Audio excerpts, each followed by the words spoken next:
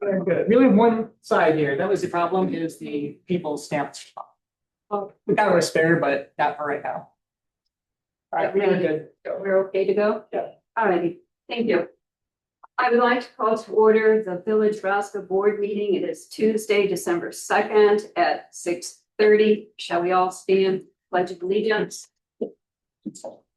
I pledge allegiance to the flag of the United States of America and to the republic for which it stands, one nation, under God, indivisible, with liberty and justice for all.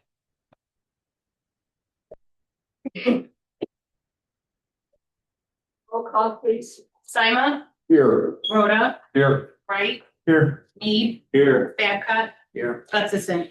Here. Thank you. Item number 1, may I have a motion to approve the minutes from November 18th? So moved. Second. Wright, Yes. Babcock, Yes. Simon, Yes. Rhoda, Yes. Mead. Yes. Thank you. Item number 2, may I have a motion to approve the minutes from the November 4th meeting? So moved. Second. Rhoda, Yes. Mead, Yes. Wright, Yes. Babcock, Yes. Simon. Yes. Thank you. Public comment. Those of you wishing to speak, please stand, state your name clearly so that the clerk may record it. Anyone wishing to address the board? I thought there was somebody else on there as well. I'm Roxanne Smith. I'm Diane LaForge, and we are here with 50 North, which is a senior organization it's a 501c3 that Roxanne and I are both board members. And we are here tonight to see once if we could seek some financial help to keep our organization going. We meet twice a month. Roxanne's handing out the brochures. It tells you a little bit about 50 North. I think there are some new trustees here tonight that maybe have not heard about us before. We are a senior group, for those, hence the name 50 North, and we meet twice a month, the first and third Tuesday from 1 until 3. Right now we're meeting at the Rockton Township Community Center in Rockton. And we are for anyone that would like to come and join. We're for senior citizens, basically, for old people, And we meet twice a month, and we have programs, and sometimes we have game day. Today we had a Raptor rehab organization come and speak to us, and we've actually been going strong since COVID was done, and we're seeing our numbers increase. We see new people at every one of our meetings, and we are just here to see we've been going to all of the villages to see if we could seek some financial support to keep our organization going for the senior citizens of our villages. Thank you. I had one quick question. What? Have you guys ever considered using the Roscoe Community Center? Yeah, we did. I have used it, when Rockton was when they were refurbishing their, center, we actually, were in that facility, which is a beautiful facility. Okay. And then what we've been doing, at Christmas time, okay, will be our second year that we, co-host with the community center over there. Okay, thank you. Yeah. Thank you. Diane, can you spell your last name for me? LaForge, LaForge. Thank you. Okay, before we move on, I would like to distribute to the trustees an item to read, and then I will introduce to you. Yeah. Going to introduce to you tonight Ms. Molly Butts, but please take a few minutes to read this before the formal introduction is made.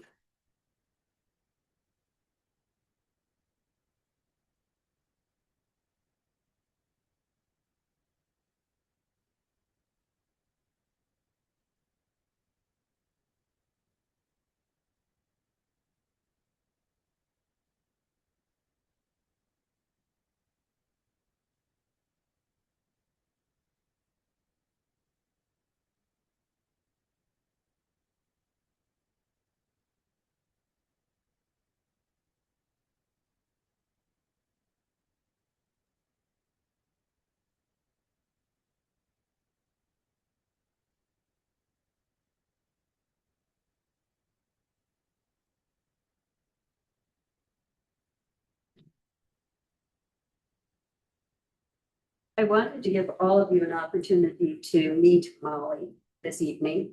Take a look at her resume. She's here to answer any questions, elaborate on her background. And I will put her name in official nomination for the vacant position in 2 weeks. So this evening is an opportunity to get to know her, to ask her, elaborate on any of these things or anything else that is of interest to you. So welcome, Molly. And I would like to go around and introduce to you some of the individuals that are part of our team, our staff. There is our Public Works Director, Mr. Taylor. And at the end of the dais is our Village Administrator, Joe Kerlinkus, Trustee Mike Wright, as you see, Trustee Dane Mead, Attorney Tom Wayne, President Carol Gustafson, our Village Clerk, Teresa Garza, Trustee Kim, I'm so sorry. Kim Garza. Changed the name, sorry. Is it your middle name? Trustee Mike Wright, or Mike Simon, and John Boda, and We'll get us through. Wayne Babka. And we have Deputy Chief Tom Burrow and Chief Sam Hall. Nice. And seated to both sides of you are engineer and the new engineer. There will be a rotation eventually. No test. Everybody else will hide off. Your names are all there, so that should have been easy. Molly, would you like to elaborate a little bit on what you've done, where you're from, why you're interested in this position? Absolutely.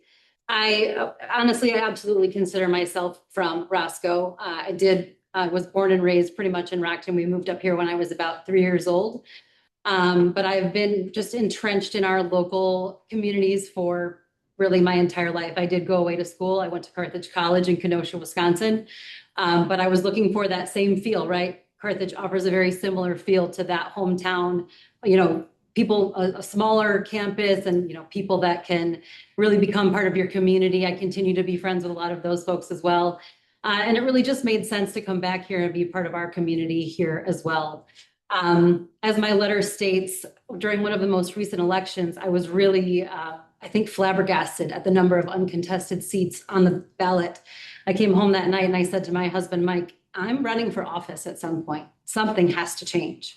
This is, it's not how things should be. And I think it's up to people like me who are interested and eager to be a part of our local government. Obviously, this is a very different way than it would be running for a political office. And I really like the opportunity that a role like this would provide for me to be a part of, the government process in the place where I live. I've seen it work.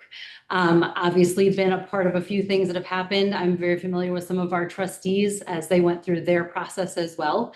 I think, more than one of them live in my subdivision, as a matter of fact. And so I've had opportunities to speak with a couple of them one-to-one on occasion. And I just really think that there's room for growth. I want to see our village thrive, and I'd love to be a part of seeing that happen. And I think my background in association work for 20 plus years is a really great foray into local government, because it's very much like that. Doing what I do at the Structural Building Components Association, we are having board meetings and committee meetings, and we are putting events together, and we are making sure that our membership is happy with what we're doing. And that very much feels like a parallel to what you're doing here at the village level as well. Just a bit more elevated here than what I get to do at my job. But I'd love to be able to use my skills and my resources to provide those same services to our local communities. Thank you. And as I indicated, I will officially put your name in nomination at our next meeting in 2 weeks, December 16th. But in the interim, anyone have any other questions or details? Molly, what subdivision are you in? I'm up in Hawks Point. Oh, okay. And would you guys be interested in sticking around after your meeting to talk and discuss? I just want to get to meet you I plan to. or maybe. Yeah, I maybe plan to just stay meet the with- trustees one-on-one. It'd be great. Okay, thank you. Anyone else? Hi, Molly. I know, I don't want to put you on the spot because it's not easy, but when you're appointed, okay, there's a difference from when you're campaigning and you're running for office and you're talking to the constituents. So if there's any like one or two things that if you knocking on my door, what would you be looking at to do with Roscoe as far as, do you have any like vision or plan or, just give me a little quick little campaign spiel. I'm not putting you on the No, spot. I'm not putting you on, like I said, it doesn't have to be long. It's just, It's fine. As a person that lives and operates here, I also work from home because of how my job operates. I'm here a lot. And I think that one of the things I'd love to see us do is be able to attract some new businesses, maybe some new restaurants, some new shopping opportunities. Of course, I'm in an industry that supports construction and the construction trade. So that's a very near and dear thing to my heart. But beyond that, I think there's room for growth here, and we don't have necessarily as much of that coming in as we could. And I think there's a lot of opportunity, there's space, and I think there's eagerness too. My family and my friends are all local as well for the most part. We're always looking for things to go and do, things to see, a local band to support. And so I think, seeing more of that, seeing our village really thrive on some additional businesses would be part of what I think is important. Thank you very much. Appreciate it. Next on the agenda, another introduction. I will turn this over to Brenda. Great. So as many of you guys know, I think an email was sent out to you. I have accepted a new position within Fair Graham that will be beginning in the start of 2026. And as part of that, we obviously had to identify somebody to take over the day-to-day engineering outsourcing position. So our team has identified and worked with Garrett Flores.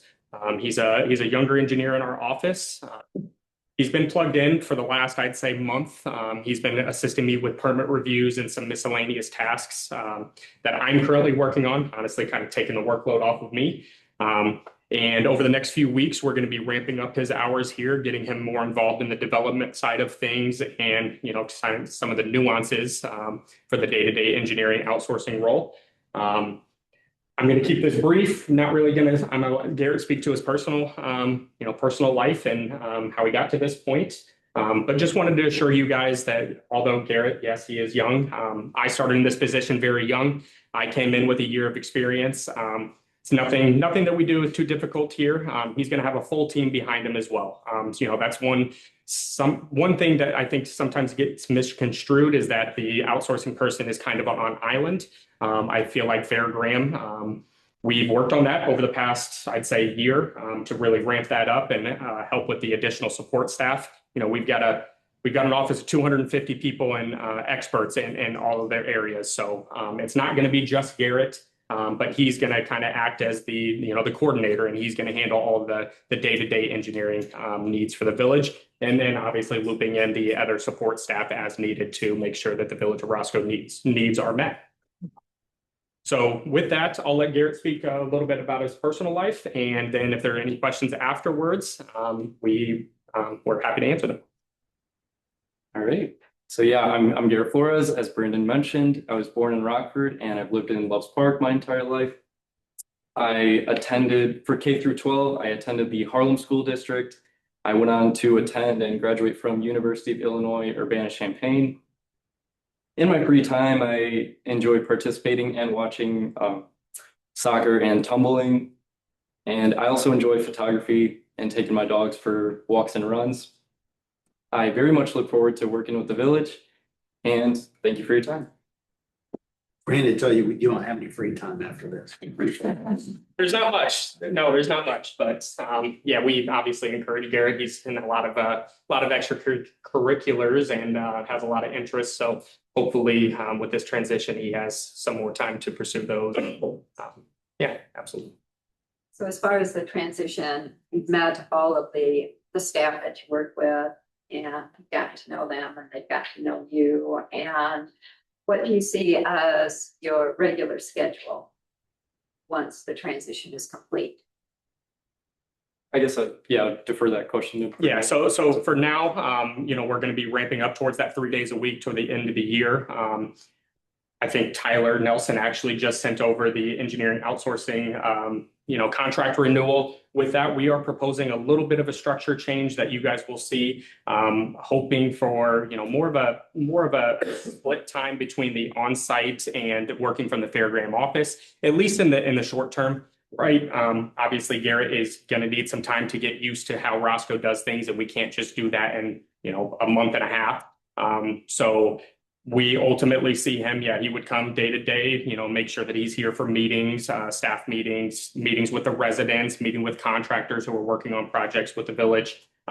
But then also have a little bit of a hybrid role, hopefully, to where he can work with, from the Fair Graham office on Roscoe items. But then he has that staff available, to get him the answers, any answers that he can't figure out himself, get those answers to him quickly so that the village is, getting timely responses.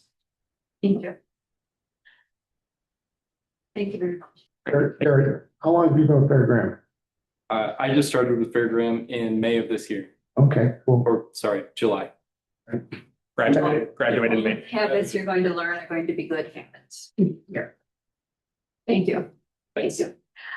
Moving on to the cash report and the bills. This evening, you have before you bills totaling $593,500.62.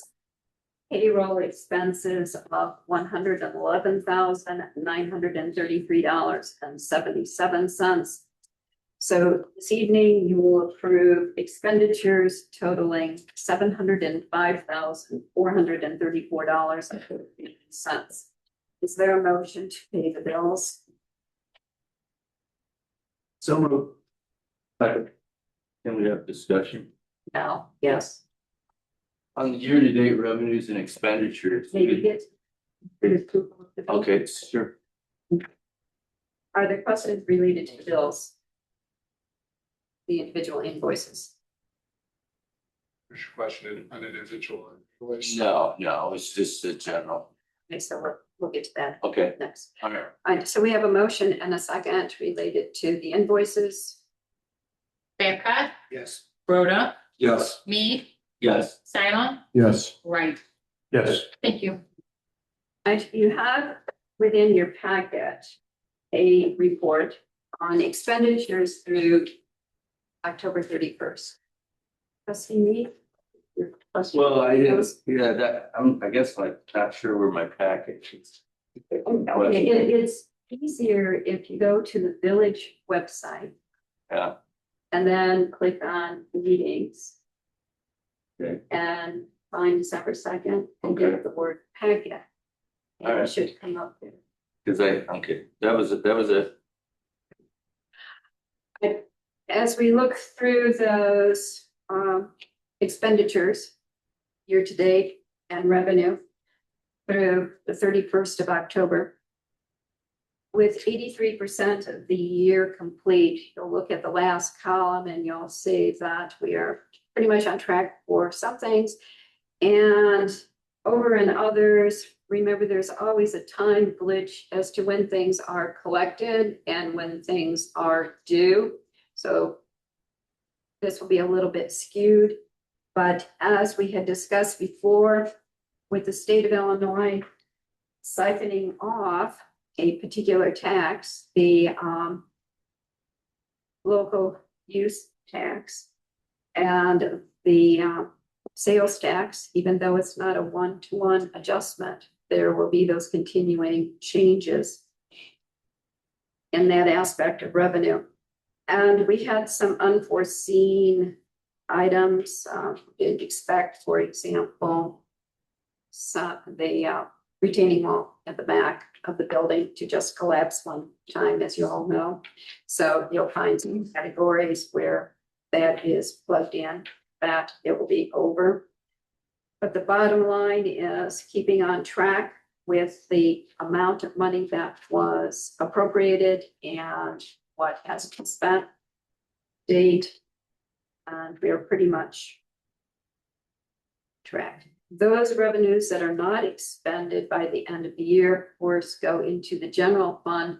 And you will see when we take a look at the budget, what the projected fund balance will be in the general fund as of December 31st, 2025. So unexpended funds accrue and are placed in the general fund. And those will be used to offset expenses in 26 or dollars that remain to use for capital projects. So take a look at it. If you have any specific questions, always available to answer those. Okay, moving on. Item number 8, may I have a motion to approve the 2026 meeting dates, village board and committee of the whole? Second. Mead, Yes. Babcock, Yes. Rhoda, Yes. Sima, Yes. Wright. Yes. Thank you. Item number 9, we have a motion to approve the 2026 holiday schedule. So moved. Second. Wright, Yes. Sima, Yes. Mead, Yes. Babcock, Yes. Rhoda. Yes. Thank you. Item number 10, may I have a motion to approve resolution 2025 R65 declaring certain items personal property surplus and authorizing their disposition. You'll note that in your packet, there were some wonderful photos of chairs and desks that were once part of the equipment at Public Works. So this will be rotated out. So moved. Second. Sima, Yes. Mead, Yes. Wright, Yes. Rhoda, Yes. Babcock. Yes. Thank you. Item number 11, may I have a motion to approve resolution 2025 R49, authorizing into an agreement with I3 Broadband Fiber Services for the Village of Roscoe not to exceed $700 a month. So moved. Second. Babcock, Yes. Wright, Yes. Rhoda, Yes. Mead, Yes. Sima. Yes. Thank you. And following the same procedure from the Liquor Commission, rather than reading all of those, I'll just reference the schedule list. Item number 12, may I have a motion to approve ordinance 2025-23, decreasing the maximum number of authorized class of liquor licenses. So moved. Second. Rhoda, Yes. Babcock, Yes. Sima, Yes. Wright, Yes. Mead. Yes. Thank you. Item 13, may I have a motion to approve 6 Class A licenses with those listed? So moved. Second. Sima, Yes. Rhoda, Yes. Babcock, Yes. Mead, Yes. Wright. Yes. Thank you. Item 14, may I have a motion to approve the 11 Class BL gaming licenses for those premises listed? So moved. Second. Mead, Yes. Wright, Yes. Sima, Yes. Rhoda, Yes. Babcock. Yes. Thank you. Item 15, may I have a motion to approve the 8 Class C licenses for those establishments listed? So moved. Second. Dave, you gotta get this game. You're gonna lean on me. Wright, Yes. Mead, Yes. Sima, Yes. Babcock, Yes. Rhoda. Yes. Thank you.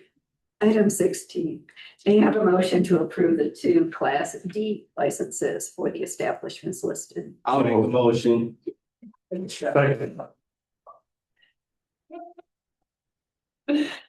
Rhoda, Yes. Babcock, Yes. Sima, Yes. Mead, Yes. Wright.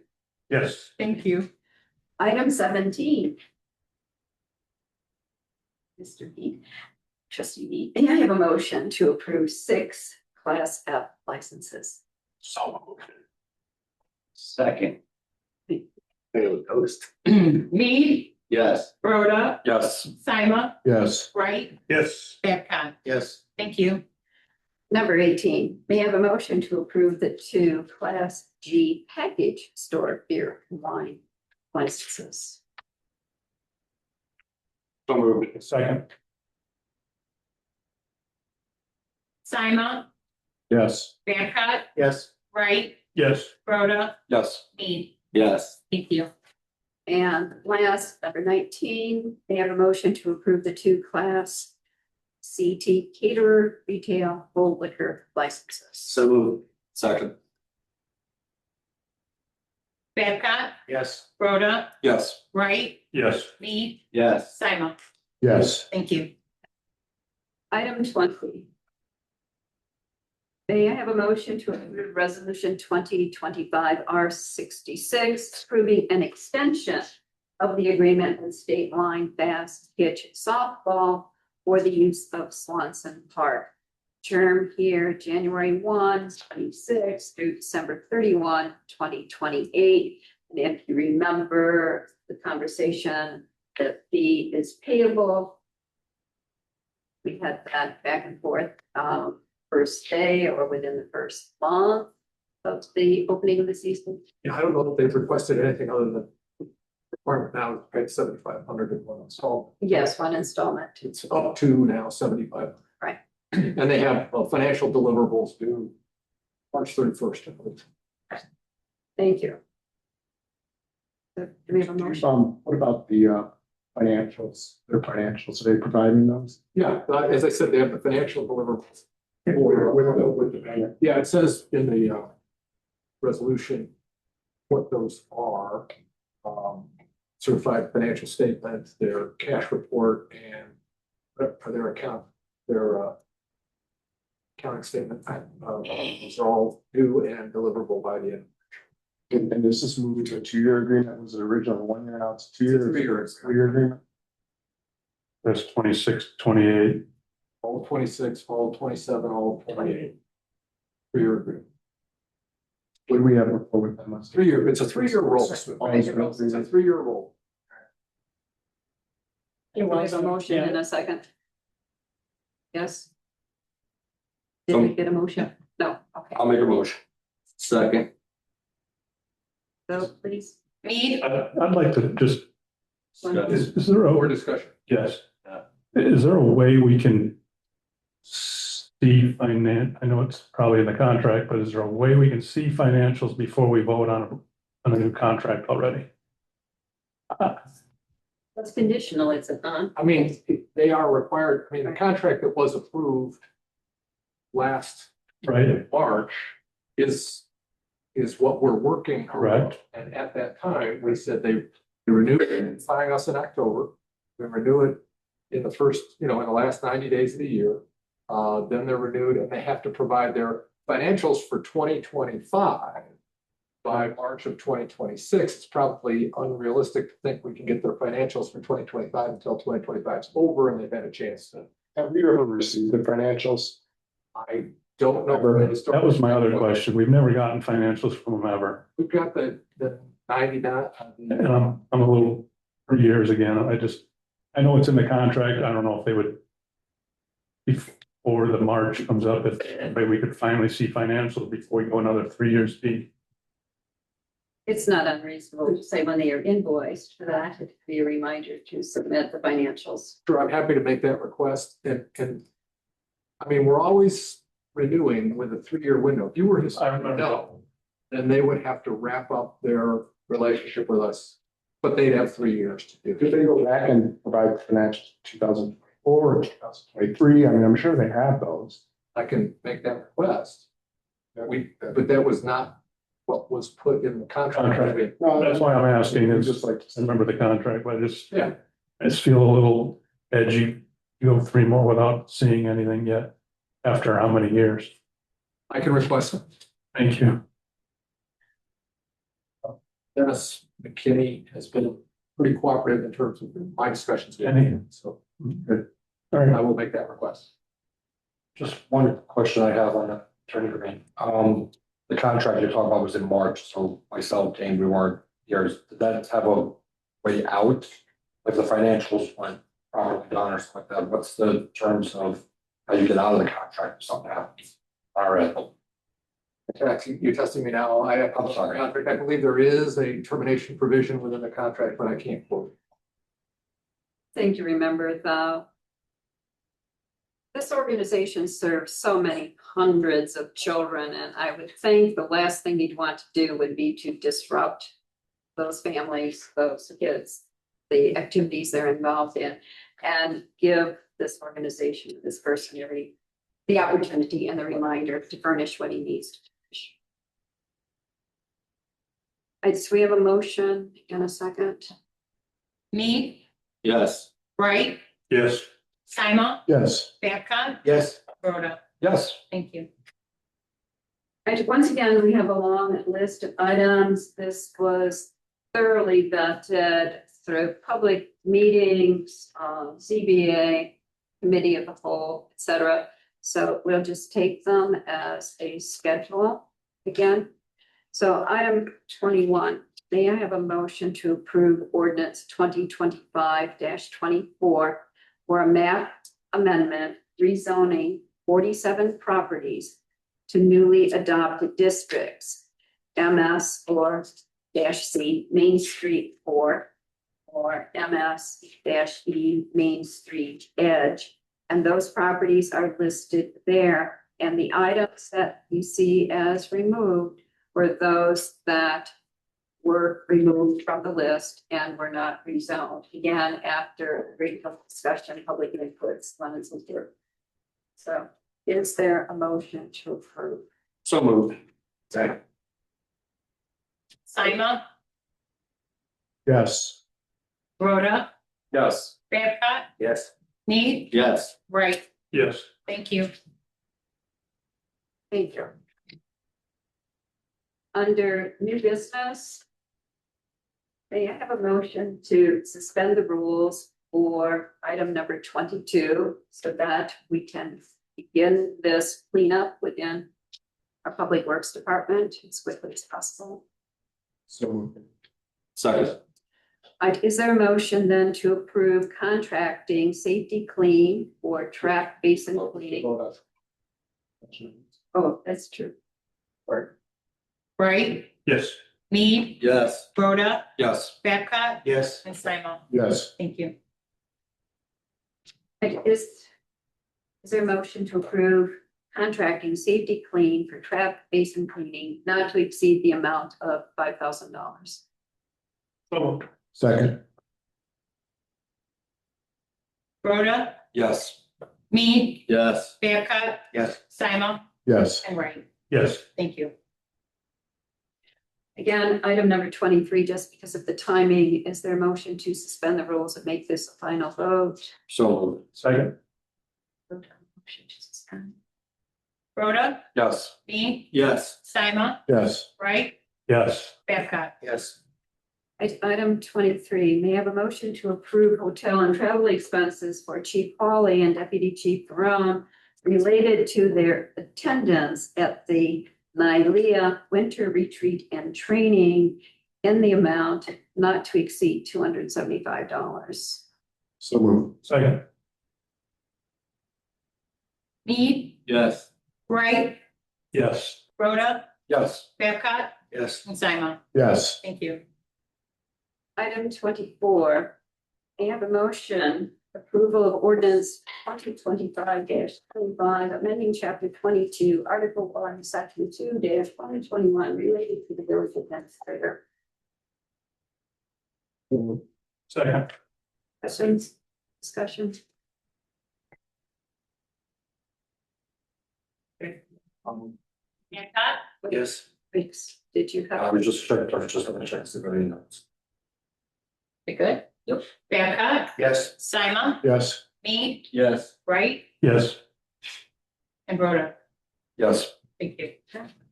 Under questions and reports, before we get to the budget process, I would like our engineer to just address a couple of the topics, wrapping up the end of the construction season and expectations for the spring.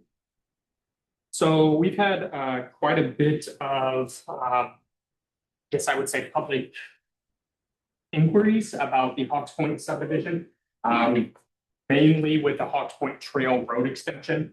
So that road extension was completed as part of Hawks Point Plat 5. The road, the main question that we're getting is when that road will be open to the public. So traditionally, that will happen once the road becomes accepted by the village, which is planned to be within the next couple of months. Their letter of credit that they have established for the public improvements expires at the end of January. So our expectation and the developer's expectation is that that will be closed out fully before the end of January. So at that time, the expectation is that the road will be opened. We will start our maintenance of that roadway. I do want to let you guys know, as part of that, one of the conditions of us accepting that, that does come with the developer being required to establish a bond to guarantee the workmanship on that road for a period of 2 years from the date that that is accepted. So as we accept the roads and as we maintain it, if there's any any deterioration in the roadway, any cause for concerns, they would be responsible for back and fixing that. And then obviously we have the bond in place to pull from if they do not agree to come back and fix those things. So that is with the road extension. The next phase of that plat is Hawks Point Plat 6, which obviously you guys are aware of. That development timeline as of right now, they've done some earthwork out there. If you have not already seen it, what they're working on is actually stripping the topsoil to use that for the grading of the site or hauling it off if it's not needed, maybe using it on some of their other sites. Next year, there's going to be a big push to complete a lot of public improvements. So what I've been told as of right now, next phase will be the utility installations. So your water, your sewer, things like that.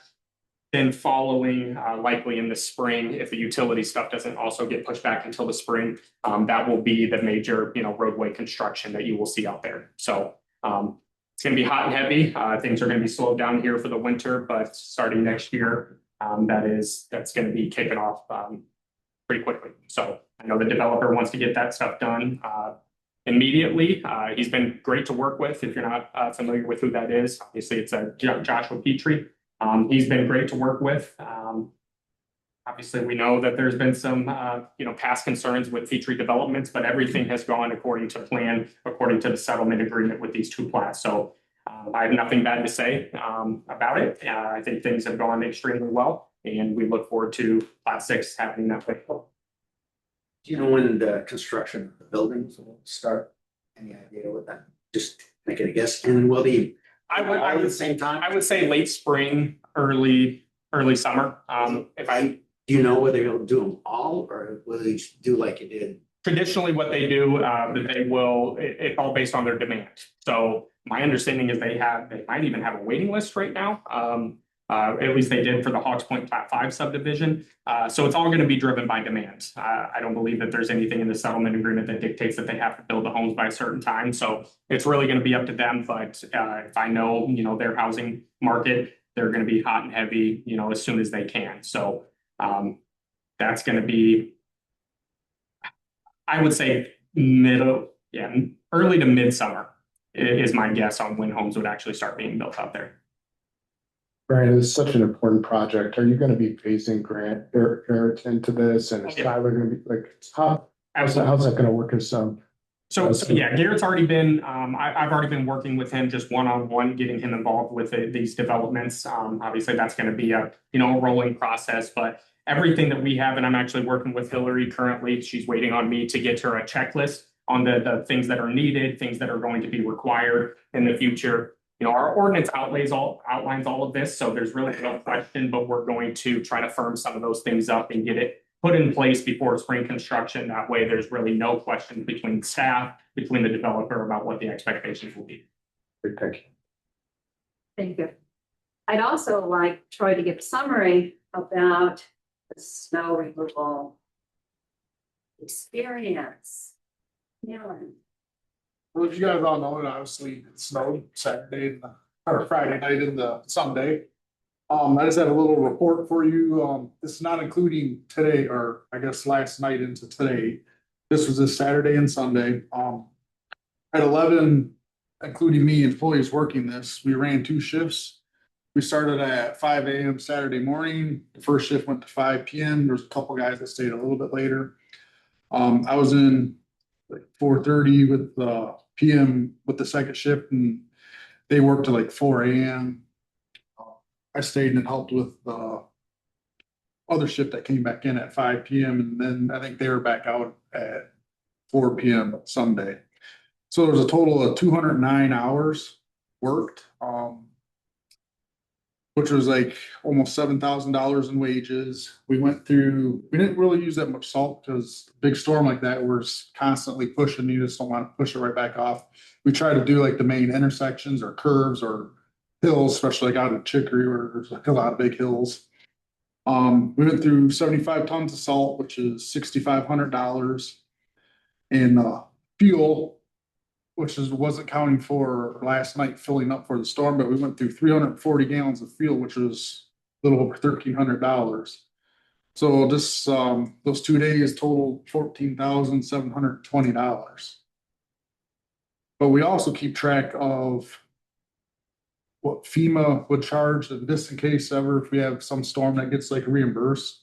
And the way FEMA works is they pay you hourly for that truck, for the spreader, for the plow, everything. And that ended up being another, that would have been $18,000 just for the vehicle uses. So a total storm, say if we did ever got reimbursed this for that little storm, would be $32,724. Just it adds up really quick. We wanted to thank you for what a great job you did. And I'm sure if you have an opportunity to compare what Roscoe does to other municipalities, our crews are there almost immediately. I don't think anyone can complain. Well, I shouldn't say it that way, but they're Johnny on the spot and things get done very quickly and safety is a paramount consideration. And you guys do a great job and getting there quickly. And so we want to thank you.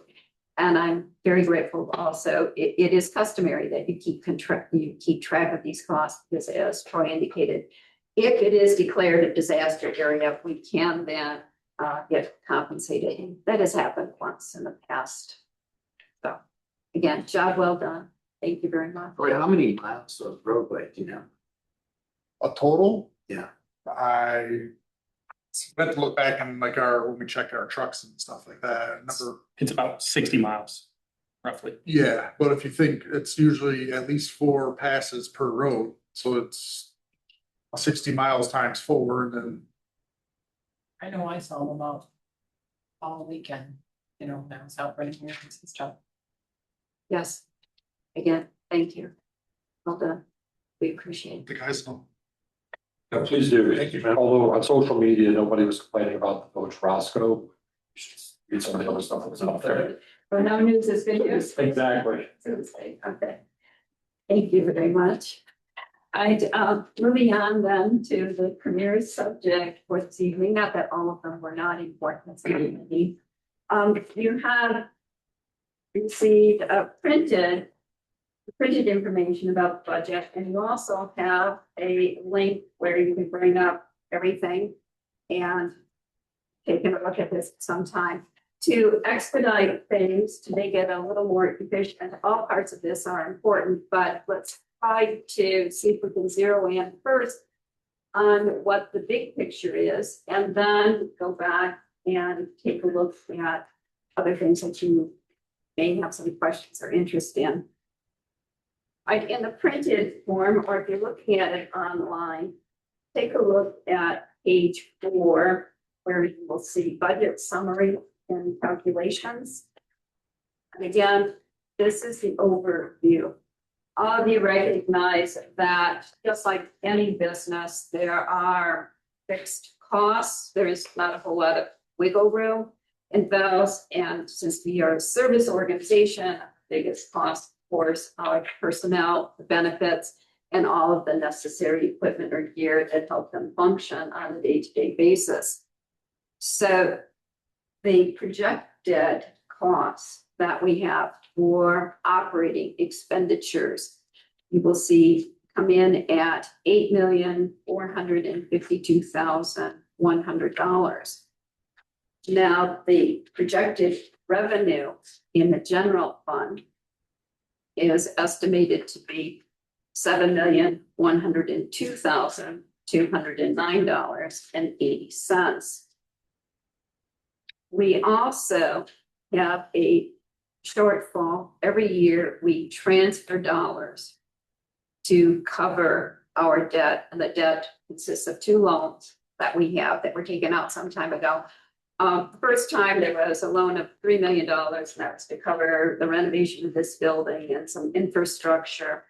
And at that time, what was pledged was the telecommunications tax, which was robust when that happened. Well, now we all know it's fallen off the cliff, so we have to cover that shortfall each year. So that shortfall requires a transfer of $273,964. And it was also established as a policy each year to try to spend at least $490,000 on road funds. So that means the total expenditures out of the general fund to cover those bare essentials come in at 9 million, as you see there, $9,216.64, which leaves us with a deficit. We have more expenses than we have revenue. So to cover that, we can do a transfer from the general fund. On page 5, you will see what is estimated to be the ending balance of the general fund in 2025. Based on where we are now, that year through October, and what we're likely to incur, whatever is not spent is rolled into the general fund. So by December 31st, there is anticipated a balance of $5,133. $5,133,439. So to cover our expenses, we would draw down from this general fund the dollar amount needed, the $2,113,854.20 to cover those expenses. Okay. So we also have a policy that is part of our ordinance where we keep 4 months of surplus. So that surplus amount is identified also. So once you cover the expenses, once you set aside the surplus from the general fund remaining in 2025, there are $139,983.57 of additional dollars that are spendable, expendable, and we have normally put those in the basket labeled capital projects. All right, so still continuing then on page 4, you see that the number available for capital projects, the chart in the center, is $2,154,317.57. That's it for capital projects. Now, during 2025, the board had made decisions to engage in capital projects, and we're committed to those, and they are identified there at the bottom. Again, traditionally, rounding it up, we annually try to spend $500,000 on residential roads, and that's not really enough to keep pace with the deterioration and things that we need to do, but at least it's a commitment that we strive to do that. All of you recognize that we had received the OSLID grant, and we are committed to building out Porter Park Phase 2. If we don't do that or begin that process, those grant dollars go away and the project goes away. We have to upfront pay for all of that because the state of Illinois is very, very slow in reimbursing us. So we have to account for it in our 2026 budget. We will eventually get grant money, but what defines eventually, 1 year, 5 years, who knows? So this board already approved engaging Fair Graham to begin the engineering study of Porter Park, and that project is underway. So hopefully through the rest of the season, 2026, it will be completed. Also, this board approved replacing the pavilion at Riverside Park. You approved the engineering costs of it and the estimated construction. So already committed, there are 3 projects totaling $1,767,000. So therefore, all that remains for 2026 is the bottom line there, $387,317.57. That's it. But do realize you already are going to accomplish 3 substantial projects. The Oslet Grant, Porter Park Phase 2, the Riverside Pavilion, the focus on trying to upgrade another park. So our focus is on parks this year, and residential roads. I would like you to consider the big picture here. Adding that remaining $387,000 to the commitment that we have for residential roads, so that we could do about $800,000 worth of residential roads in 2026. And those would be our capital projects for 2026. You had approved a residential road program. We already have a list of subjects possible that were evaluated and priorities established by our engineering firm. So they can readily furnish us with a list.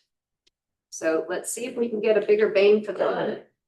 And we always seem to get the attention of contractors, of course, when you spend more money. So that's the big picture.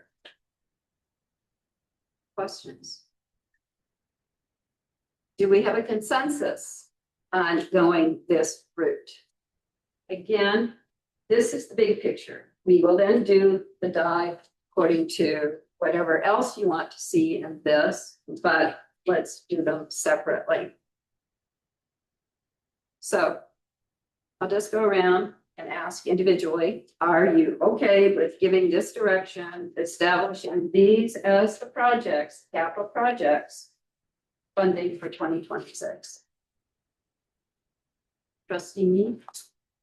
Well, yeah, I'm definitely good with these projects. I guess my question is just basically what are we using as our basis for this budget for 26 as far as revenue and expenditure? Because when I look at the year to date, it looks like we're in good shape. I don't know if I'm missing something or. Well, as I said, because that's through the 31st of October, and there are time lags as to when certain things come in and when certain expenditures go out. The treasurer had projected where we would be at the end of 2025. So when you're looking at those year to date, look more at page 5, what the projected fund balance will be in December, at December 31st of 2025.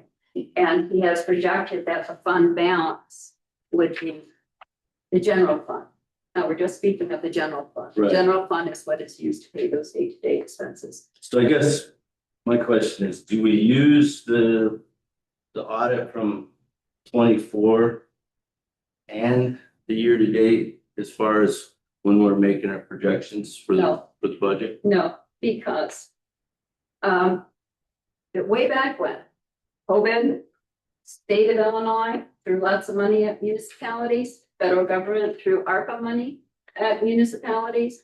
So the village of Roscoe had additional dollars that came from those 2 one-time sources. And those one-time sources, those monies were expended. This board made a decision to use those dollars for the public works garage. There was the build out, the repair of Porter Park Cabin, for example.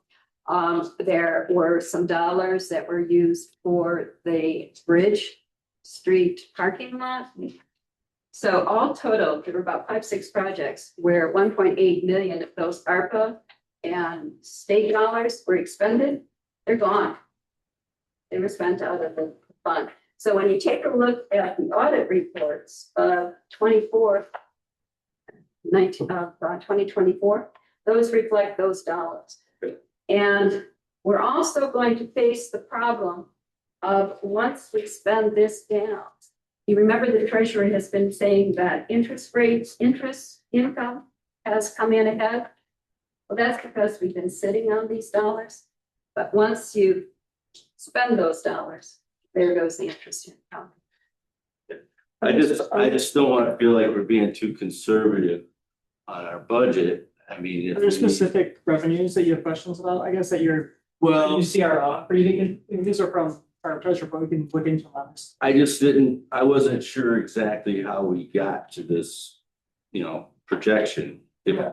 Because like I said, I look at the financials for the year to date and it looks pretty good. And I look at the historical, it looks pretty good.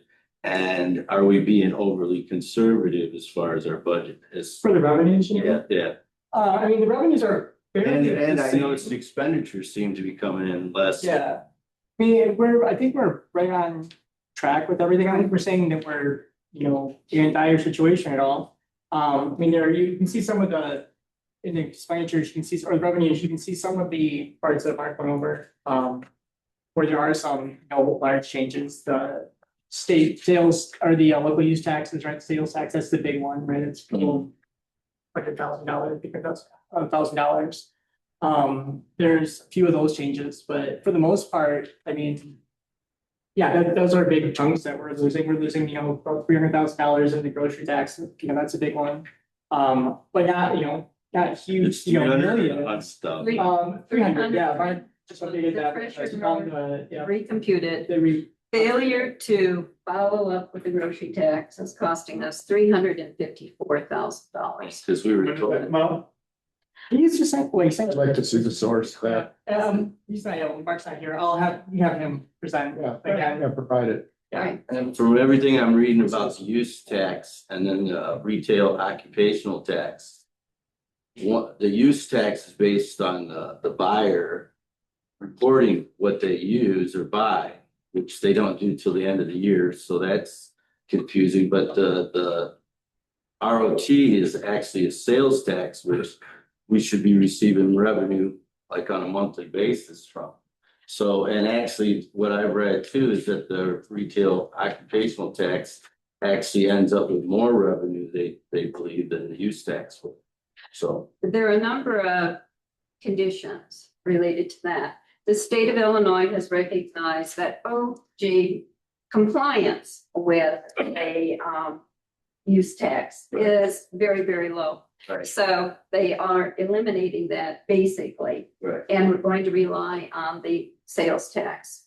And the reason the sales tax is going up in some areas is that some areas have a local sales tax. And the sales tax is now going to be collected at a point of delivery.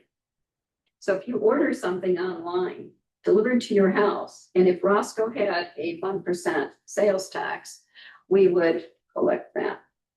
But Roscoe does not. So this is why some communities will have increasing sales tax revenue, because they also have the local 1% sales tax. And the sales tax is a tax that is divided. The take is divided between the state of Illinois, the county gets a share, and the village gets a share. So it is not ever going to be a 1-for-1. Every time you lose $1 in the use tax, our sales tax is going to go up. That isn't what's happening in the state of Illinois accounting system. What the state of Illinois is doing is subtly clawing away from local governments revenue to finance state programs and leaving us with the problem of declining revenue. But if you're buying something online and you have to report it at the end of the year, chances are you're not gonna report it, especially if you don't know about it. But if the seller that you're buying it from, if they're reporting it, it's their obligation to report it to the state so that we have a better chance of getting that sales tax. We don't even need to raise that 1%. Now that the seller will be more compliant. The amount that will be collected is how much goes to the municipality is debatable. But that again, the lion's share goes to the state of Illinois. Yeah, Not they to the and they municipality. distribute it to the Right. locals. Right. So there's a better chance of people be compliant with that tax. Well, they can't escape it. As you pointed out, the retailer collects it and then remits it So, instead of requiring people to do it on the tax. But we're off the track here. The revenue figures were estimated by the treasurer. We can ask the treasurer to come in and explain how we got those numbers. And he does this for a living. He's done it many times. He's usually spot on. He is able to craft it. So I feel perfectly comfortable in that he is within 99.9% of accuracy here in what he is predicting is going to happen, unless the state of Illinois changes what it's going to do. So back to your original question. Ending year 2025 with a general fund balance of slightly over $5 million. We are required to use some in reserve to cover 4 months of expenditures. The remaining of that can be used to cover the expenses for 26 because our expenses exceed the revenue and we have no additional source of revenue in the pipeline. The revenue is pegged at what you see, 7.1. So we use the surplus to cover the expenses. And what isn't covered are dollars that remain for capital improvements, and that amounts to 139,000. So I'm asking you in principle here, do you support the use of capital funds here, the remaining capital funds of $387,000 for residential roads? So what I'm not seeing on these capital funds are some of the things that we had in last year. So does that include what we were doing at the pavilion? Finishing that, will be expenses that will be incurred with multi-use parking lot that that's not finished. Is there expenses potentially for the pop-ups? Is that, I don't see anything like that on here. Is that something that is not accounted for in here? Great question. No, it's not, because the pop-up phases, last time we looked at it, when there was a decision to eliminate some things and maybe go with phase one. Phase one came in at $1.5 million. So 387,000 is not 1.5 million. And so there are some things that are going to have to be postponed and put on the capital projects list. And as we roll through, so it will be delayed until there is funding available. So for example, once we knock off here the Porter Park and you accrue additional revenue in the general fund, you may be able to do something with the Hodges Run pop-up in 2027. Unless the board goes back to or contemplates another source of revenue. But at this point in time, no. The simple answer is there anticipated expenses for the building or structure that is fallen over on the multi-use? Yes, there will be about an additional $60,000. Can we add that into here? I think that we should at least have that covered in here, since that's a project that we paid. Right, subtracting it from the balance of 387 and saying that there is, Well, it's going to come, you have to pay for it. It's going to come out of the general fund. So if, But why not account for it? Right, if we know it's gonna be 60. okay, so you can put it under capital funds at the supplemental completion of bridge. And subtract from the 387,000, approximately 60,000 in expenses left for that.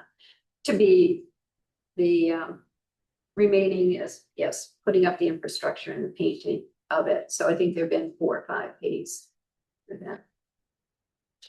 I would be comfortable, like, one of the things when I saw we had a remaining balance, I was thinking, yes, definitely some more money to the roads.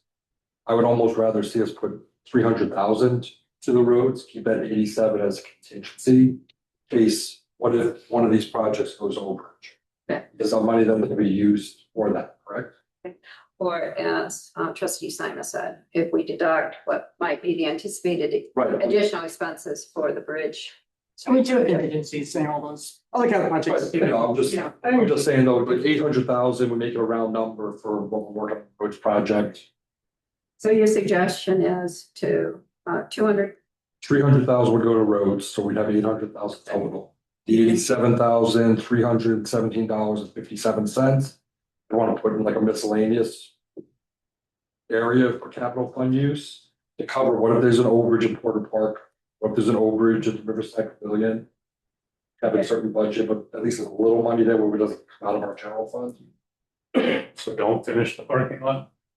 Well, we want to finish the parking lot, but I'm not gonna just, I don't want to say like this 87,000 is for the parking lot. We're saying, we're guessing tonight somewhere around 60,000. I'd rather just keep money there miscellaneous, knowing that we're gonna use that to finish what we have started. If needed, so it's kind of like a backup, but it's gonna be mandated to some type of capital improvement project this year. Yeah, I just think if we can predict what our expenses are and then build that into it, rather than just, Let's give a firm number. But I mean, that lot, that Bridge Street project needs to be completed. Yes. So, So Yeah. I hear you say under capital fund uses, let's add the fourth one and just call it the Bridge Street parking lot. And get a firmer number for 2 weeks from now, but at least, it's going to be at least 70,000. Because certain, even as we went through pay periods, certain amounts were retained. And that will come due when the whole thing is completed. and then oh, sorry, Mike, we're gonna table the options for 2026, so we won't allocate anything for it, correct? There are no dollars. Okay, I'm fine with that. There are no dollars. So back to, just to be clear. Under capital fund uses, we then have 4 things delineated as the projects: the residential roads, Porter Park Phase 2, the Riverside Park Pavilion, and the Bridge Street parking lot. And if we set aside an estimate, let's just throw 87,000 at Bridge Street parking lot. Then that leaves the 300,000 additional for roads. And I hear you say residential road package will be $800,000 for 26. Yes. Is everyone okay with that? Brandon, we were at 5, what were we at last year? We do 500,000 Or did we? 575,000. Yeah, okay, so we went a little over, right? Yep. but we may be able to knock off a couple of more Before streets. we make final decisions, can we wait for Mark to explain, where does the 354,000 go?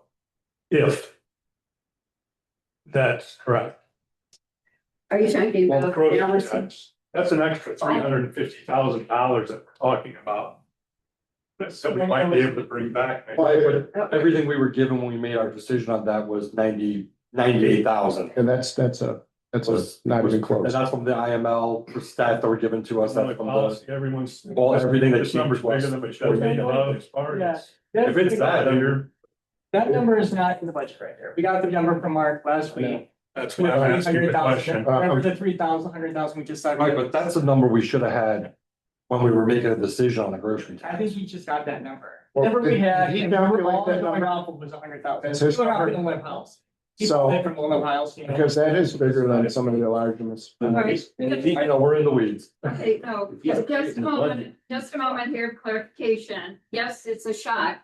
And therefore, what we have to do, what you have to realize, if it is dollars that you want to recover, you're not going to see them for many, many months. You have to deal with the fact that we are down here in revenue. And yes, there are lots of things that could have been used, or that would have gone for the 3% wage increases that we have rolled through. It could have gone through a number of things.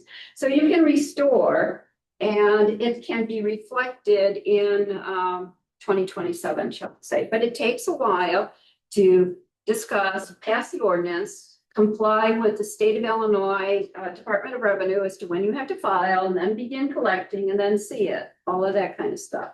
So that is passed. We have to deal with the fact that we have this amount, this pile of money right now. And all that you can do with it are those things that you see before you. All I'm asking is, in the broad picture, do we have an agreement on these for funding these projects and the remaining dollars using for roads, period? And we will have Fairgram come to us with a list of roads that can be done in cost estimates.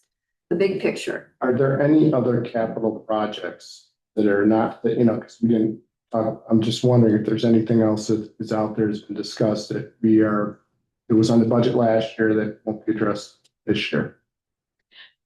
I would say probably, but they'll all come in at more than 300,000. For example, But it would be nice to know what. The outstanding one we're talking about too, and that's what Fairgrounds, granting a for us for the next meeting, the capital one, discussions is going to be immediately Love Road, Willowbrook Road. There's still ongoing expenses with that all the way through. And that is, and we've got an engineering budget in here for some of that, but those are the ones that are sort of the ongoing, portions are. Yeah, so Those are covered in the budget. we've taken the projects from previous years, anything that didn't get completed, and we've put them into the CIP.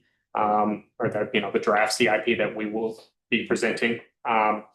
So like the retaining wall, that's. So that's not, I mean, that's not traditionally a capital expense, right? Those are smaller, more not operational budget project maintenance, exactly. But no, our capital projects need to focus on, long-term infrastructure investments. So those are your major roadway projects, your bridges, your paths, path extensions, parks, municipal lots, things that take planning, years of planning, sometimes depending on the scale of the project, and then obviously just the larger fund amounts that are required to complete those projects. Things like, retaining walls that just pop up, that's not something that we're going to have in the CIP.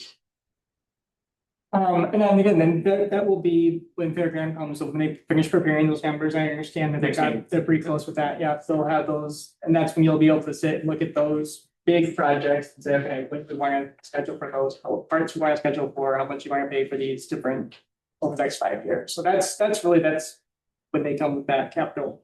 So like specifically what you're at, like Chicory Ridge parking lot, that was one of the projects that in the past years we had presented as a potential budgeting project that didn't move forward. That is in our capital project list. So projects like that absolutely will be carried over from previous budgets into the CIP document, where hopefully the board will decide what are the priorities in the next 5 years that we want to see completed. That's on Matt's first an opportunity cost, because if we spend the money on the roads, which I'm in favor of, but what are we giving up to do that, right? Outside of, the properties that we discussed in the parking lot. So I just want to make sure that we at least are educated as to like what we're trading this for. And then part of that list, that's good, but I mean, part of that list is from the last, X number of years where we've had these. We've wants, right? They're wants we might have money to do, but obviously not funding, there's not the money for some of those. So yeah, that's what this capital program is for. It's to get that 5 years out and start saying, okay, here's what we're spending on these different projects. And we'll be breaking some of those bigger projects down into. Yep, we're coming with phasing of our major projects, trying to shoot for no more than $3 to $4 million in a specific phase. As part of the CIP document, you will also have breakdowns of preliminary engineering costs, design engineering costs, construction engineering costs. All of that going to be broken down so that way, say there's a $4 million project that you can advance the construction on. Well, maybe if the board decides that it's a priority project in the next 5 years, you could advance maybe some preliminary engineering to get you more ready for grants and going after grants, and not just submitting projects as a considerable project where we haven't really shown any skin in the game. So yeah, we will absolutely be coming with breakdowns of all of those projects as well as the phasing of those larger projects.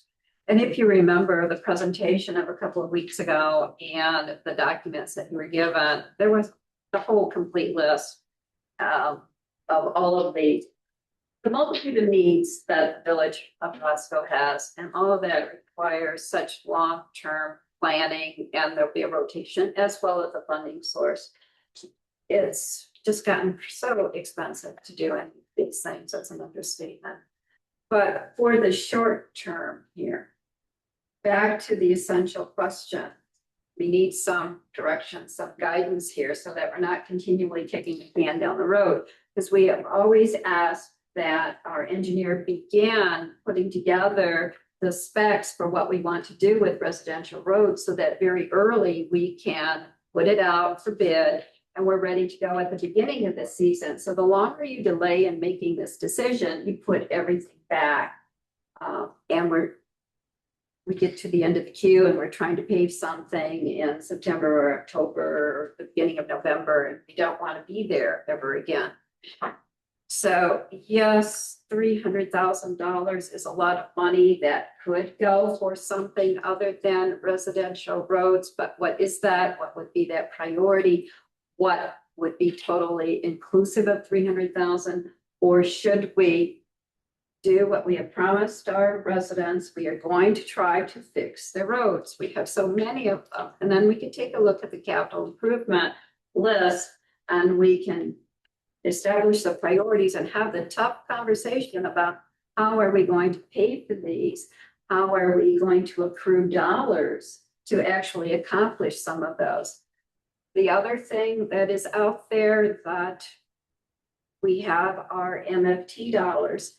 And MFT dollars can always be used to match grant funds. So you don't want to get into the position of spending down your MFT account if you happen to have, for example, an $8 million project and we have to come up with, 2 million of it. We can do that with MFT and that would accelerate.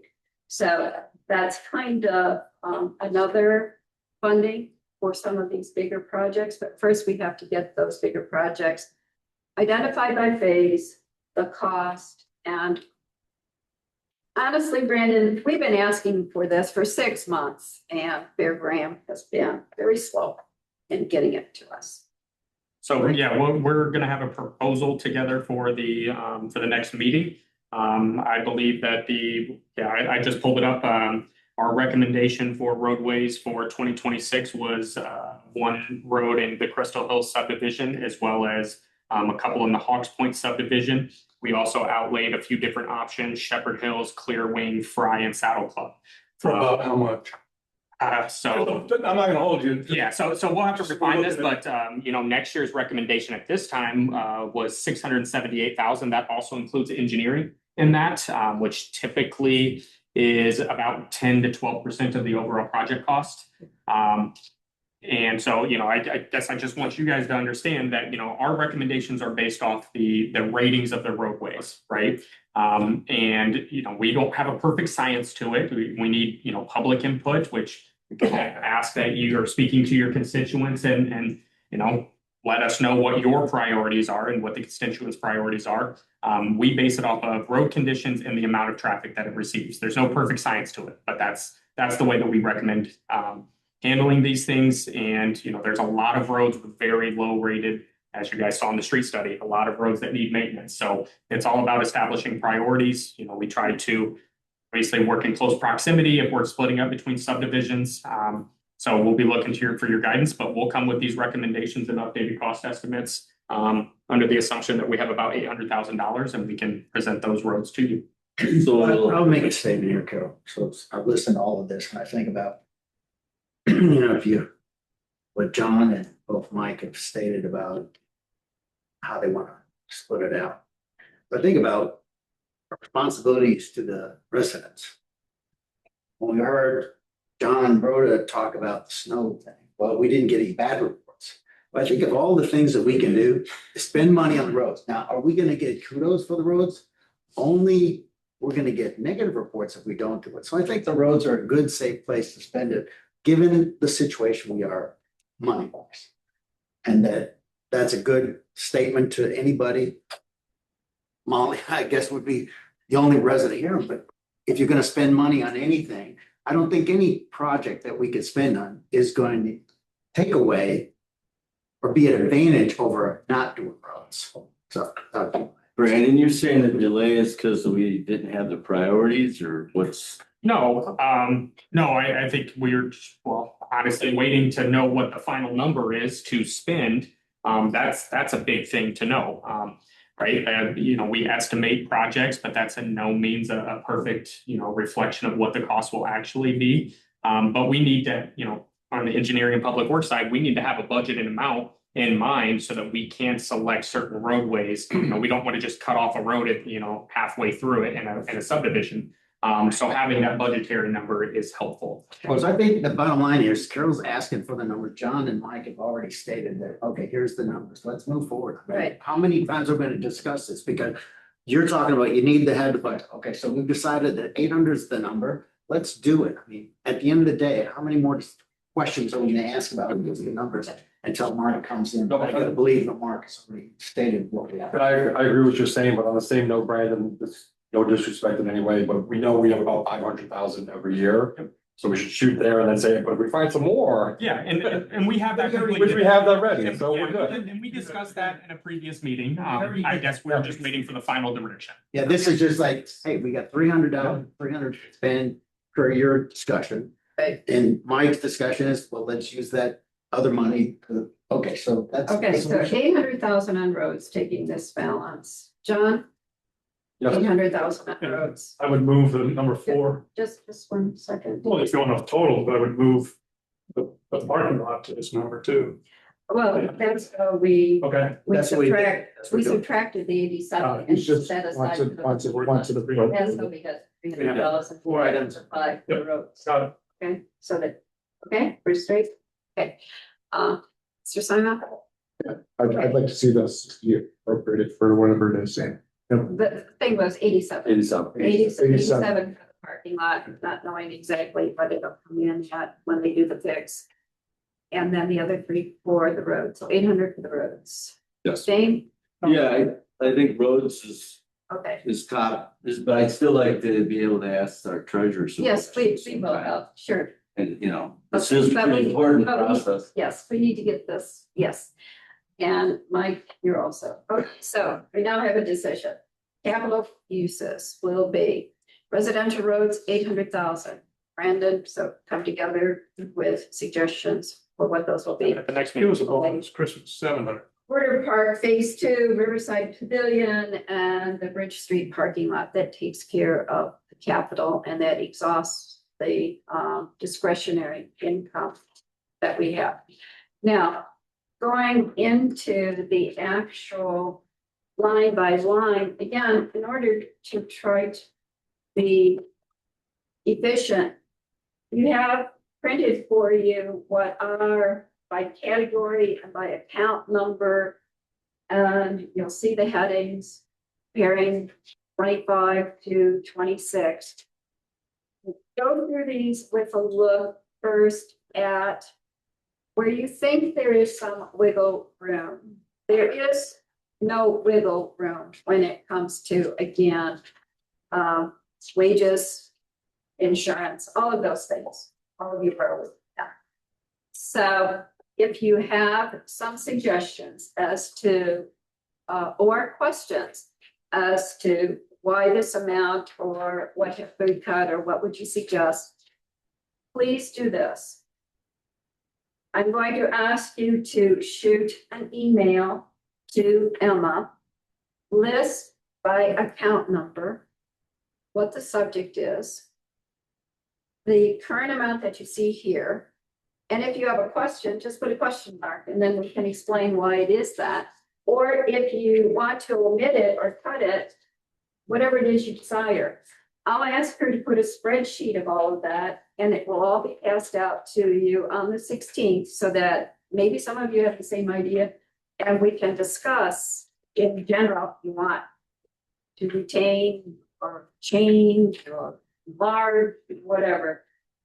I shouldn't say enlarge. Let's not enlarge because we have dealt with the dollar amounts that we have based on our cut on what we have. But if you can find some economies, that would be great. So looking for economies, I guess, is the expectation.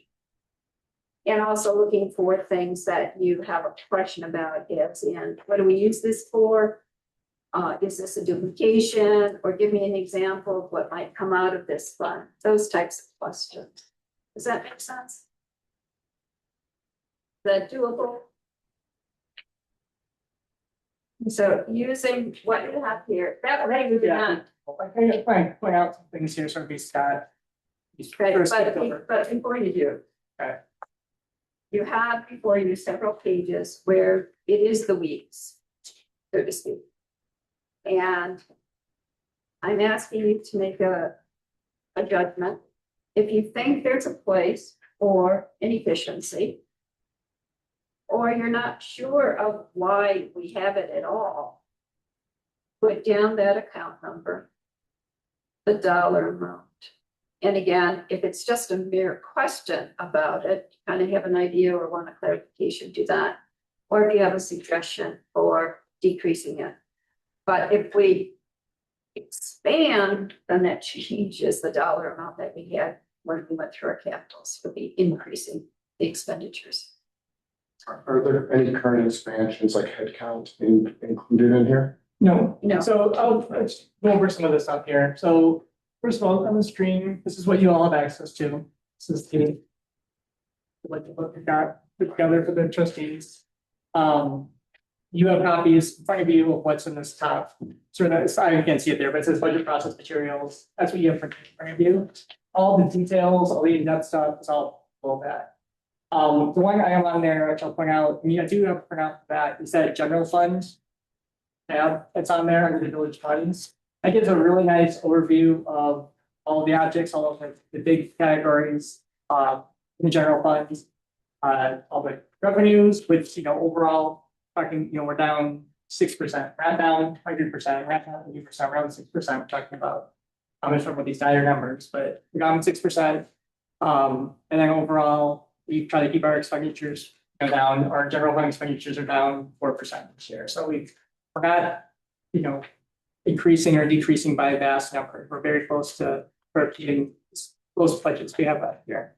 The big changes though you'll see on there are it was mentioned before, are these salaries and wages, right? Overall, across the board, up 5%. If you look at the departments, you can see the big increases in the different departments. Those are all broken out. Employee benefits is the other part. That's a big increase. That's at 10%. So the salaries go up every year, wages go up every year. By substantial amounts, including different breakdowns of different departments for those. This year, insurance. Overall, our liability insurance for our pool went out this year by about 10%. So you'll see that reflected in the budget as well. We get those numbers in,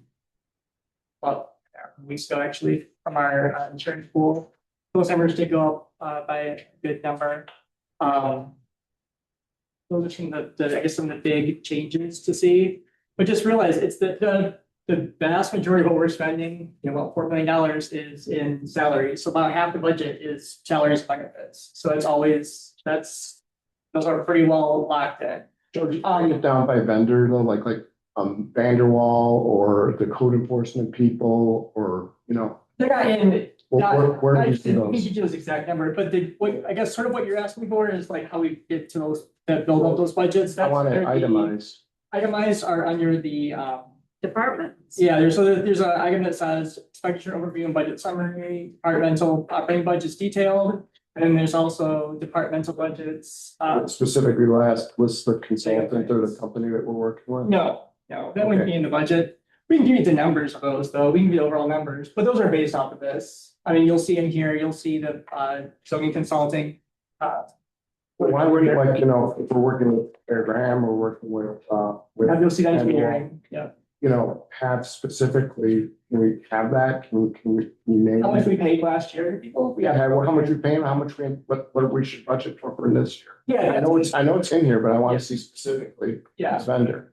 Yeah, those are in, and that's in here. You'll see there's we have engineering line items in all the various departments. We have legal line items you'll see in the various departments, maybe for code enforcement, for prosecution, for whatever else. You'll see general engineering, which is the fairground sort of annual contract. Then you'll see the additional services, those all those other scopes. That's in a separate line item you'll see in there called engineering special projects. So all of those are listed in the budget. Even for like legal services, would we have a lot what we paid last year? Correct. Yeah, that's that. And what we anticipate? Yeah, that's the budgeted amount. So you'll see the budgeted amounts on there. And you'll see what BSLB's paid, but it's what's under legal, basically. Yeah. And you'll see what the year dates are in there. You'll see the budget from last year. I guess I'm just asking for transparency, because if it is, maybe some things are not all under legal, it's 100% not. Yeah, so it's possible. Right, so I mean, That's very true. Yeah, I guess that's that. We can print out, I can get you, I'll print for you, you can email if you like, but we got these lists, what we do, it's the bill list you get that comes out every week. We can run one of these for the entire year. And you can look back and see, here's all of it, and yes, hundreds of pages, but you can see all of the, you're right. You see all of You get the. a total per vendor, is what I'm saying, per who we were, right? So. No, we can run you a report, here's all the Eric Schweitzer totals, here's all the vendor wall totals, here's all those won't be in the budget, but we can absolutely write those reports for you. Why don't you provide a list of the vendors Yeah, specifically yeah. that you wish to I have did the totals? same thing, so yeah, I've got them. So just send an email list of the Wait, specific Are we, vendors. what would place boundary, where would that be in this budget?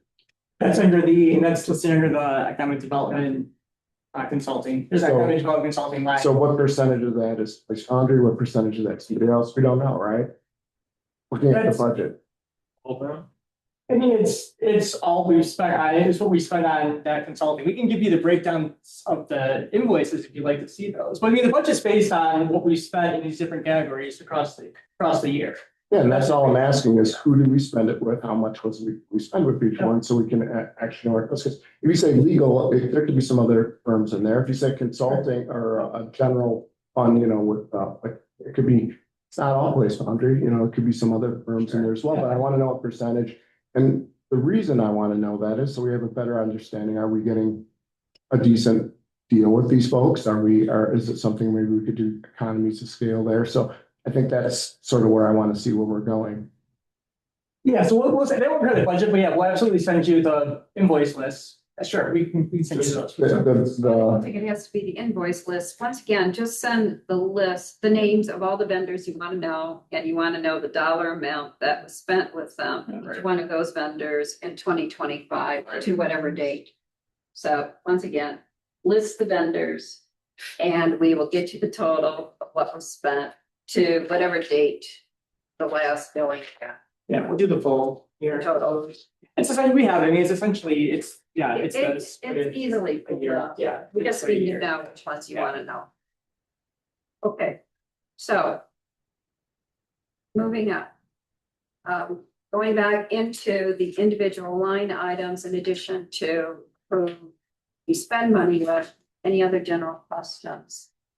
Get your suggestions or ideas for economies of scale to Emma. Again, with the account number and either the question, why do we spend this? Who do we spend it with? And do we need to spend this? Can we eliminate this? But again, budget is based on the current staffing level with contractual obligations for wage increases and benefits, that's benefit cost increases that have pushed onto us. Yes. One last question. Joe, I'm looking on the sheet here for the full departmental budgets. I scrolled all the way to the On this bottom. one, or the. On Yeah. that there, I try to do digital as much as possible, so I know where it is. So looking at 2025 and then our in progress 2026, am I correct in seeing that's like 2.5, it's like 250,000 less than? we're thinking? For which page you're on? You're on the. Full departmental budget. budget. I gotcha. I like that, goes This always the one bottom, here, that one, yeah. all the way to the bottom. 25 was Yeah. 9,675,000, and we're estimating a budget right now about 250,000 less than 2025. Number even with these- Correct, but but again, this is gonna have some of those other there would be the capital projects that won't necessarily be in this budget here, but yeah, in general, yes, it's a lower. Right, I'm saying, like, we have all these increases, we're saying, but we're also just plugging in numbers right now, we're still looking at less money Spending, yeah. spending. Yeah, but we don't just spend a ton, Right. even the small things, right? So the cell phone bills, or not cell phones, sorry, the Ring Central we did this year, that saved us, a good probably $50,000 a year now, right, for that. The I-5 year pass tonight, that's saving us, I think, about $3,000 a month. We do try, we're not just, all wildly spending things, but. No, I just want to make sure I'm reading that correctly, right? We talk about, Yeah, we're guessing it so far without tweaking anything, we're gonna spend about $250,000 less. yeah, yep. And you'll see some on there, some of it's because we've, changed some of our consolidated some of our software, made some software. We're gonna have Laserfish next, on the agenda for next, next board meeting, changing that subscription around. So it'll be a higher subscription, but then we'll be able to lower down our costs on, the rest of our services we use online.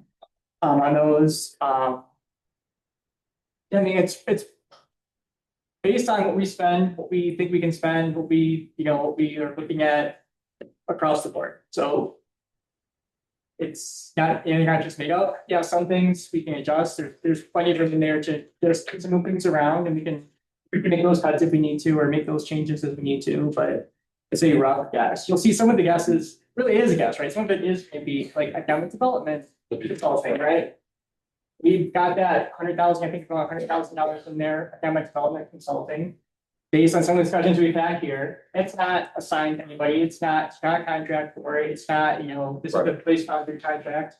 If the board decides they want to end up hiring a economic development director, you can move in that direction. If you want to go with consultings, you can go with that. But we have roughly that 100,000 plus or minus, a little more than that. They're probably about 110, I guess, in there for that, which is roughly what we spent last year on that too. So we got the money, those are sort of placeholder items in there that we think roughly based on what we spent in the past years, based on discussions we've had in meetings here, what are we going to want to spend or what we want to have appropriated for those different items. So yeah, you'll see one, that's one where I think there's a big number in there that is not necessarily assigned to anything specific at this point. It's just, we probably will want to spend some money to do economic development. That's why that's in there. You'll see there's a big jump in one of them. And that's one that you can sort of see what the breakdowns are, but we've got the marketing and outreach for HR. That's our search firms, right? So you'll see there's a big chunk in there based on the discussions we've had in there. There's a chunk in the legal services for economic development that we talked about. That's in there for TIF projects, whether it goes to legal, whether it goes to planning, you'll see it's in there. It's a combination, right? It's partially legal, it's partially a planner, it's partially maybe a bond counsel.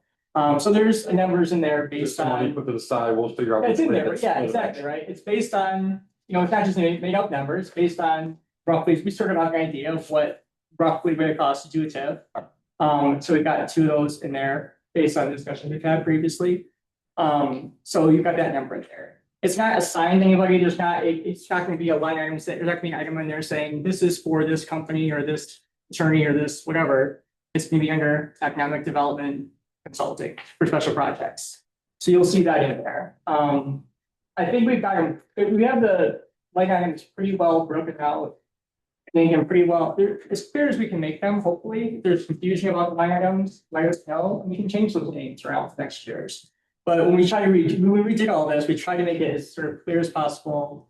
And also, you'll see it's pretty consistent across departments as well. So you should be able to, in theory, sort of compare. Here's what the salaries cost for, or not salaries, but here's what printing, publishing, or here's what vehicle costs are for each of these different departments. You should have a pretty good idea across departments of what things cost. And we're trying to make it fairly as clear as possible. So we're putting those funds in the same accounts so that you will know where they go. You will know what you're looking at. Training, seminars, memberships, and dues. Those types of things. But yeah, and then again, just looking at that, look at that overall departmental budget. That fourth column or third column, whatever, is a percent change. That's a good thing to scan down, sort of see, are we increasing, are we decreasing? Is there a big change? If you see something you have a question about, let me know, ask, and we'll let you know, okay, here's what we're thinking on it.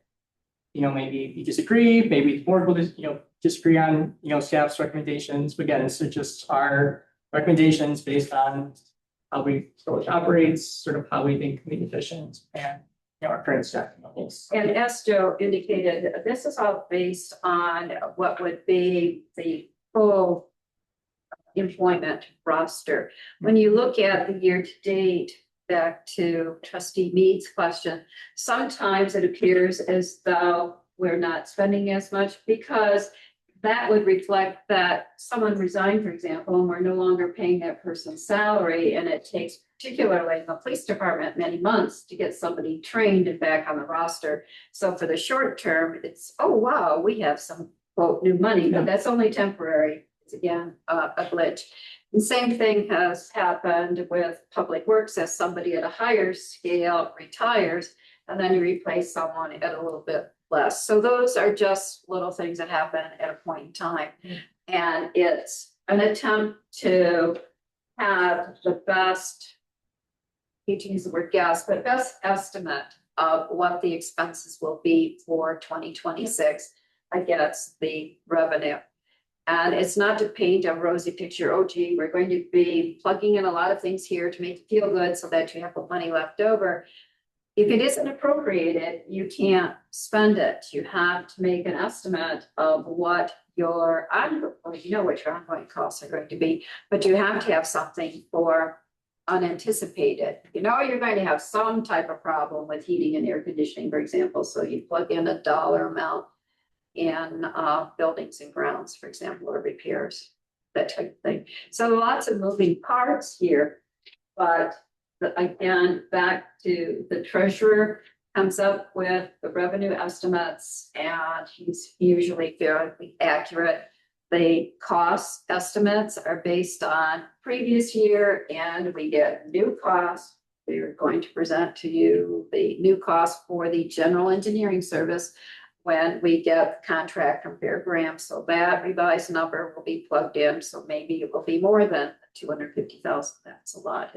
You have to see what that. To your point, I think, salaries are fixed costs. So we, historical, you know what your staffing levels are. Consulting, outsourcing, those types of things are variable. And that's the thing that really, you could look at all the numbers of what every person makes and what the pay increase is. It's pretty linear, what you can expect. But I think that's why I would like to see just actually by vendor, Fair Graham, Eric Schwartzer, Vanderwall, what we spent last year, what the anticipated cost is with them for next year, Place Foundry, all of them. Right. And I think that's just very helpful to have that specifically, that vendor, because then we could say, okay, this makes sense to work with these folks for something we could do. So I think that's something that we can chase down the dollars with the salaries. It's always going to be relatively within a couple degrees of separation. So I don't think you have to worry about that as much as what the variable costs would be with a consultant. And your vendor, so we'll get the vendor stuff to the board directly. We're also going to have that. That'll also be starting in January. Will be on our website as well for the public. We'll have an open checkbook there. So those numbers are public numbers. We can play them anyway. But we do have as part of our software that we're going to get onto there, into that, it's running that. So the public will be able to actually get the same thing you're talking about as well. They'll be able to say, here's a vendor, how much is the total for each of those items on there. But it's not being, it won't be until we're going to start that new year on that. There's a couple other things we're trying to get out like that as well. But we can look at those, the board directly prior to that. I'm looking through other items on here that sort of may catch your eye, especially for new board members who may not know about these. Residential sidewalk repair program is a 300% increase in the budget amount. We really haven't, that's something we haven't really looked at or really been focused on in the last few years. So we've just have a nominal $2,500 the last 4 or 5 years. That got increased to 10,000 because we're going to try to get that program up and going again. We have an inspection program. We need to start get caught up and get it back into a little more. And that is for residential sidewalks. We do a program where we've actually split, and this is many municipalities, but where we actually will split that cost of the repairs. It's residents, I think it's the residents' requirement or responsibility to maintain the sidewalks.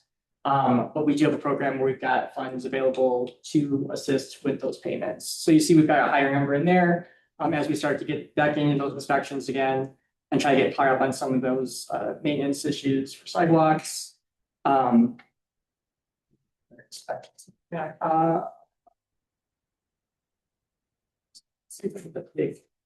There. Overtime, I think we changed some of the, I think we went over this last time. We've got some increases in overtime, sort of guesstimates, just sort of based on maybe the bridge project and some of the realities of just how it's all worked out.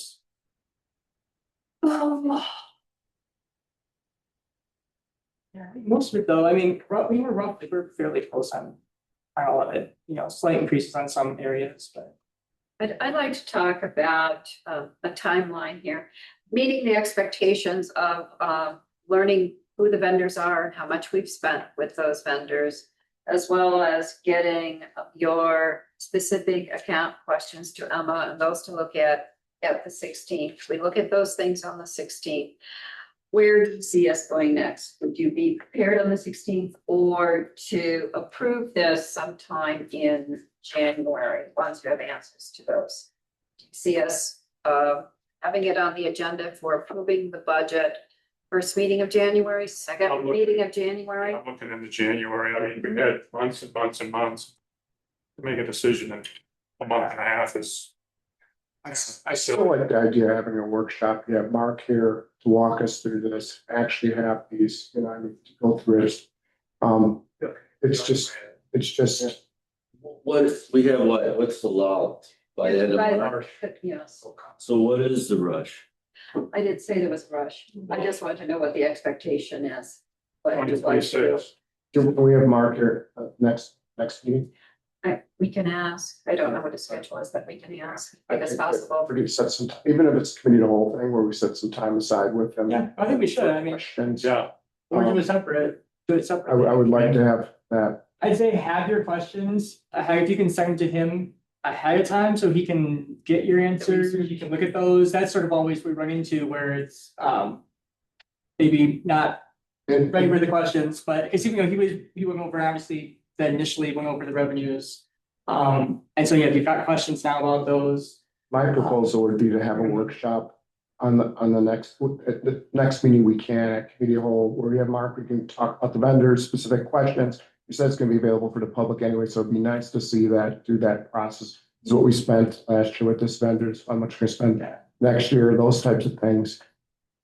Barring that and coming out of there, I think I feel very comfortable moving it forward to the first or second meeting of January for initial. So have as the exclusive topic in 2 weeks at committee of the whole budget with focus on the revenue explanation and the answers to those questions. Well, then that way we're not mailing them in and I mean, we'll mail them ahead of time. Nice to hear everyone's questions. Mark.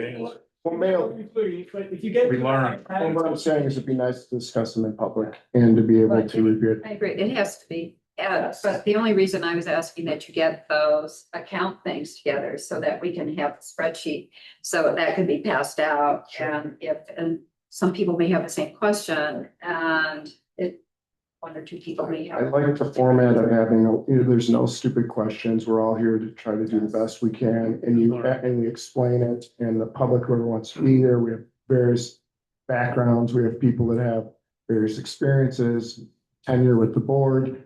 I think that I want everybody to come out of that workshop feeling comfortable, that they understand what's going on and they are making an educated decision. So I think, let's do something like that. I think that would be something that we probably should incorporate every year. And then after we have those questions answered, we can move on to feeling Okay, so comfortable with it. we've got a plan.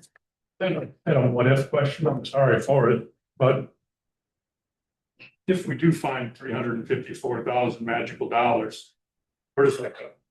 Your decision, your suggestion. I don't know. Where does it go? I mean, that's why I want. There's so many places, there's so many places. That's my It's point. establish Because we've got until April 1st to do another ordinance on the grocery tax. If we find that to be correct versus the 98,000, we can start collecting in July 2026, which gives you another $175,000 for the budget. So this is It'd be nice to appropriation know. we're doing, I mean, this is, I know. yeah, no, that's what I'm saying, I'm answering you. Yeah, I mean, so this is appropriating this, these amounts for these projects moving forward. Right. If we find additional money, then we do another appropriation. Until appropriation would happen. Yeah. Oh, here's additional money, we just put supplemental appropriation, and then you can decide where that's gonna be appropriated to be used for. Yeah. I'm just looking down the Yellow Brick Road and About lots of projects. Okay, we are all concluded. And thank you very much. And you have Guess that's it. Public comment? Public comment Survivor. this time? You sure you still want to do this? Motion to adjourn. Is there a motion to adjourn? Motion. Second. All in favor, say aye. Aye. Thank you very much. Lots of hard work. It's one of our shorter meetings. All right, we're ready to start the roll. I don't want to interrupt any important discussion. You should have just. I didn't have